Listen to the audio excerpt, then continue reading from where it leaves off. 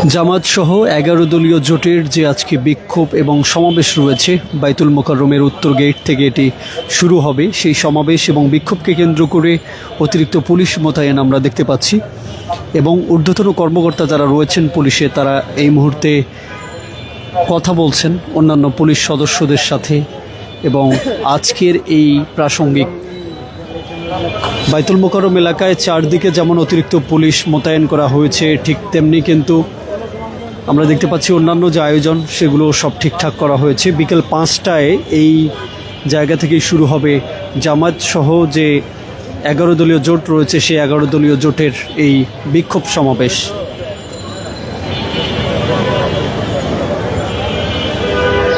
এবং আমরা দেখতে পাচ্ছি অতিরিক্ত পুলিশ মোতায়েন। এখন পর্যন্ত জামাতের যারা নেতা রয়েছেন, কর্মী রয়েছেন, তাদের উপস্থিতি স্বল্প পরিসরে আমরা দেখতে পাচ্ছি, তবে ব্যাপক নিরাপত্তা ব্যবস্থা রাখা হয়েছে যেহেতু বিরোধী দলীয় দল এবং একই সাথে 11 দলীয় জোটের এই বিক্ষোভ সমাবেশ এটি খুবই গুরুত্বপূর্ণ বলে মনে করা হচ্ছে। গণরায় বাস্তবায়নে অর্থাৎ গণভোটের যে গণরায় রয়েছে সেই রায় বাস্তবায়নে মাঠে নামবে মূলত তারা।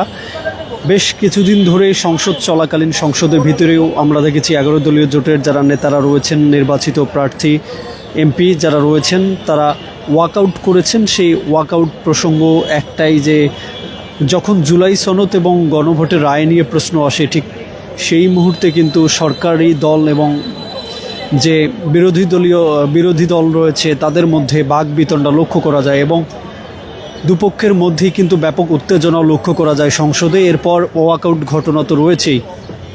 সব কিছু মিলে আজকের এই সমাবেশ এবং বিক্ষোভ অত্যন্ত গুরুত্বপূর্ণ বলে বিবেচিত হচ্ছে। অতিরিক্ত পুলিশ মোতায়েন আমরা দেখতে পাচ্ছি, চারদিকে সাধারণ মানুষের ভিড়ও দেখতে পাচ্ছি।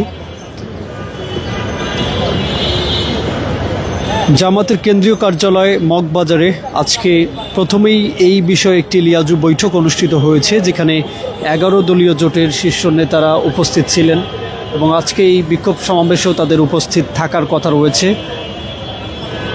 জামায়াত আমির ডাক্তার শফিকুর রহমান, এনসিপি আহ্বায়ক নাহিদ ইসলাম, সদস্য সচিব আক্তার সহ অন্যান্য যারা রয়েছেন, রাশেদ প্রধান সহ অন্যান্যরা 11 দলীয় জোটের নেতারা তারা এখানে উপস্থিত থাকার কথা রয়েছেন।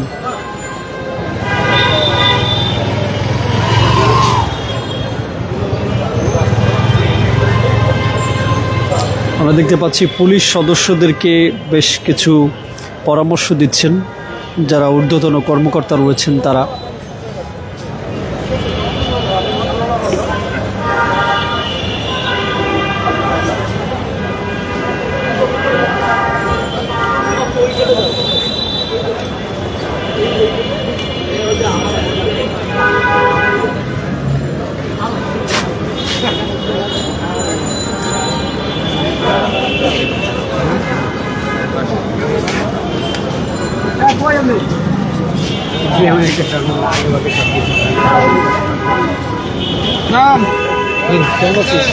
জামাত মানে তো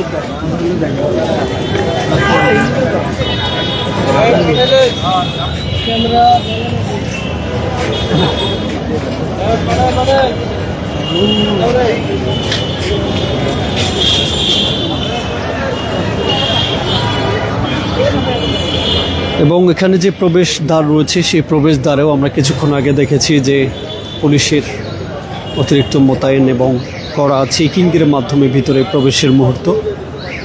পুলিশদেরকে এখন কিন্তু দায়িত্ব ভাগ করে দেওয়া হলো, আমরা এমনটা মুহূর্ত দেখছি।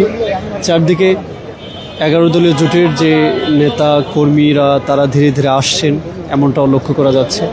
অনেকে উপস্থিত হয়েছেন ইতিমধ্যে আমরা দেখছি বাইতুল মোকাররম মসজিদে। ঠিক এখান থেকেই জামাত সহ 11 দলীয় জোটের যারা নেতারা রয়েছেন তারা আজকের এই বিক্ষোভ শুরু করবেন। ইতিমধ্যে গণমাধ্যম কর্মীদের উপস্থিতিও ব্যাপকভাবে লক্ষ্য করা যাচ্ছে আমরা দেখছি।